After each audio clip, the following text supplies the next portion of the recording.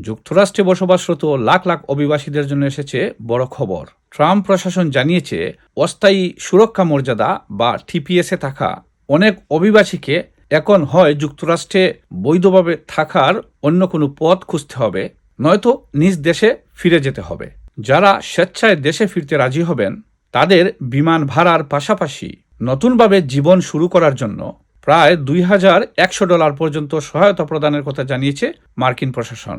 উল্লেখ্য, যুদ্ধ, গৃহযুদ্ধ বা প্রাকৃতিক দুর্যোগের কারণে নিজ দেশে নিরাপদে ফিরতে না পারা বিদেশি নাগরিকদের জন্য যুক্তরাষ্ট্রে টিপিএস কর্মসূচি চালু করা হয়। হাইতির নাগরিকরা 2010 সালের ভয়াবহ ভূমিকম্পের পর এবং সিরিয়ার নাগরিকরা 2012 সালে গৃহযুদ্ধ শুরুর পর এই সুবিধা পেয়েছিলেন। সম্প্রতি যুক্তরাষ্ট্রের সুপ্রিম কোর্ট ট্রাম্প প্রশাসনকে হাইতি ও সিরিয়ান নাগরিকদের এই সুরক্ষা সুবিধা বাতিলের অনুমতি দেওয়ার পর বিষয়টি নতুন করে আলোচনায় আসে।